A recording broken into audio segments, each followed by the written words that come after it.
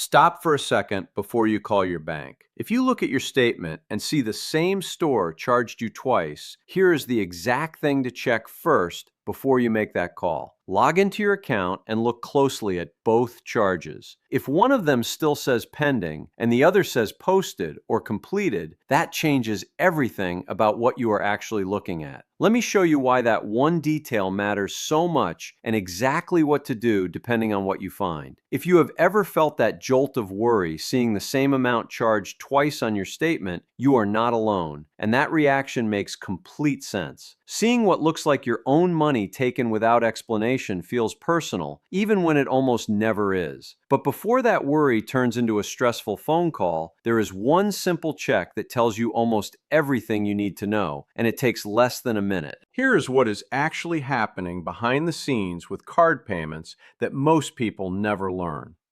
When you pay with a card, the transaction usually goes through two separate stages. First, there is authorization, sometimes called a pending charge or a hold, where your bank confirms you have the funds available and sets that amount aside.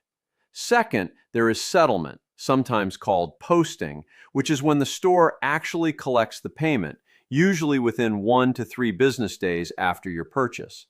Consumer attorneys who handle these disputes say the vast majority of what people assume are duplicate charges are actually just this two-step process showing up as two separate lines on a statement or banking app, not two separate real charges. This is exactly why checking whether a charge says pending or posted matters so much. If one charge is still pending and the other has posted, in most cases, the pending one is simply the original authorization hold, and it will automatically disappear on its own, usually within about 3 to 5 business days, once the store's actual charge fully settles. Calling your bank in this situation often does not speed anything up, since the bank is typically just waiting on the same settlement process you are. Here is the bad way this plays out. Someone sees two charges for the same amount, panics immediately, and calls their bank to dispute both charges without checking anything first.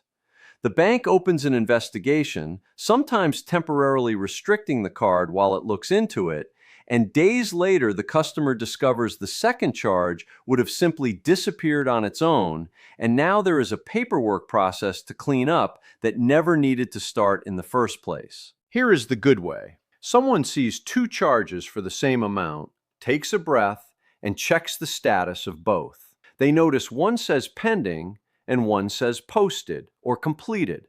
They recognize this as a normal part of how card payments settle. Wait a few days without taking any action, and the pending charge disappears exactly as expected, with no calls, no disputes, and no unnecessary stress. Now, what if you check and both charges say posted or completed, meaning both have fully gone through? This is where a real duplicate charge becomes more likely, and this is the situation where taking action actually makes sense.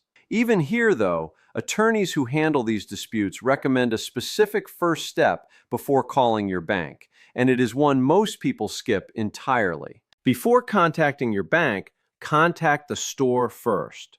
Bring or reference your receipt and calmly explain that you were charged twice for what should have been a single purchase.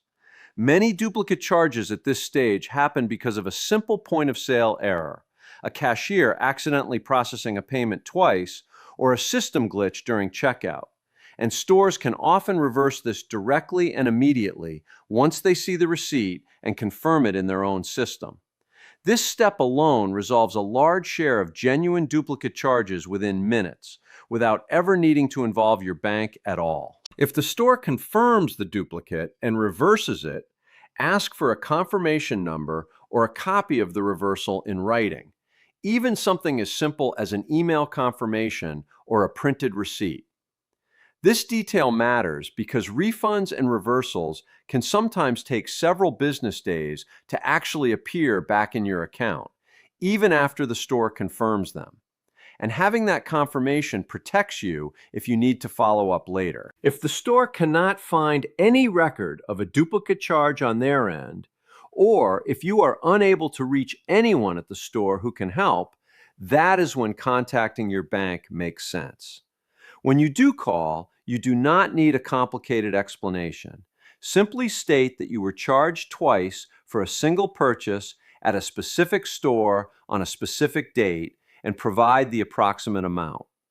Consumer attorneys note that duplicate charge disputes are one of the most straightforward and common disputes banks handle, precisely because this situation comes up so often and a temporary credit is typically issued within a matter of days while the bank confirms the details with the merchant. It is worth understanding one more version of this situation that catches people off guard: subscriptions and recurring payments. If a store or service charged you twice in the same billing period for what should be a single recurring charge, the pending versus posted check still applies first. But if both charges are confirmed as posted duplicates, canceling or pausing the subscription temporarily while the dispute is resolved can prevent a third charge from happening automatically before the issue is fixed. If you are shopping with a joint account, or a card that a spouse or family member also uses, it is worth checking with them directly before assuming a charge is a duplicate at all.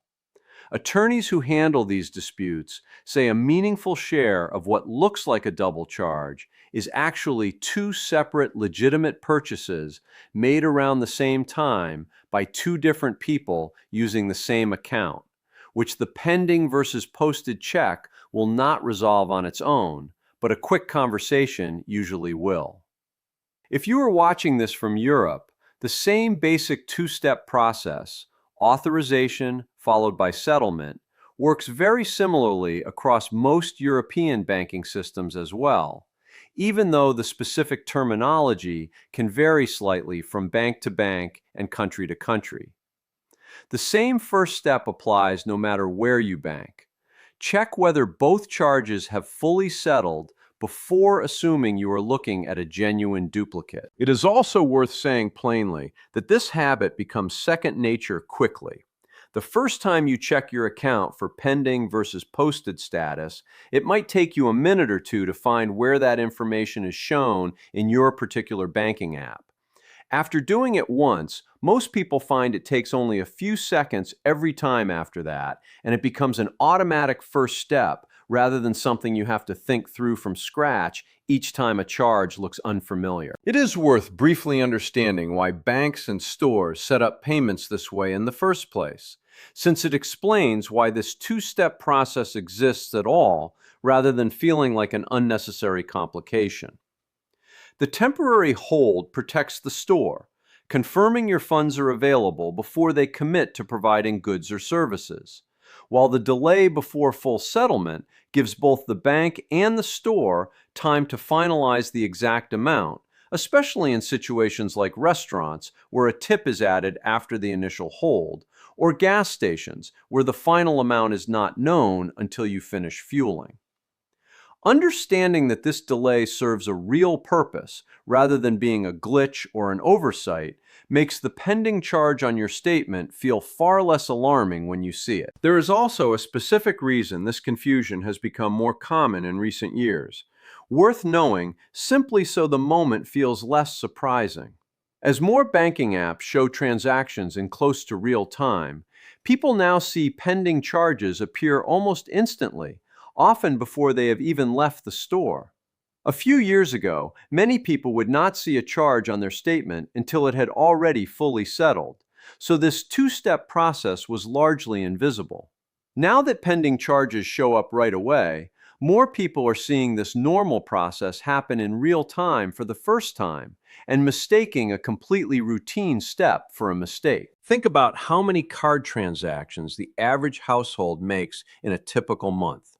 Groceries, gas, a few restaurant visits, an online order or two. Each one of those moments briefly shows up as pending before it settles, and the vast majority resolve themselves without a second thought. Knowing this one distinction, pending versus posted, is what separates a moment of unnecessary worry from simply closing the app and moving on with your day. 3 things to hold on to for the next time this happens. First, Before calling your bank, check whether both charges say posted or completed, or whether one is still pending, since a pending charge next to a posted one is usually just the normal authorization process, not a real duplicate. Second, if both charges have posted, contact the store first with your receipt, since many duplicate charges can be reversed directly and quickly at that level. Third, if the store cannot resolve it, contact your bank with the date, amount, and store name and expect a temporary credit within days while it is investigated. This exact situation happens constantly at grocery stores, gas stations, restaurants, and online, and it is rarely explained clearly to the person staring at their statement wondering what happened. This is not about assuming every store or every bank is doing something wrong. Most of the time, what looks alarming on a statement is simply the normal, temporary shape of how card payments work behind the scenes. It is about making sure a moment of worry does not turn into an unnecessary phone call, or worse, into overlooking a real duplicate charge that could have been fixed in minutes with the store directly. If this helped you feel a little more prepared, consider subscribing, because this channel exists to walk through exactly these kinds of everyday moments so you always know what to check before you need it. This video is for general education only and is not personalized legal advice for your specific situation. And if you found this useful, you will also want to watch the earlier video on what to do when a store asks you to re-swipe your card, because it covers a closely related moment where the same pending and posted distinction plays an important role.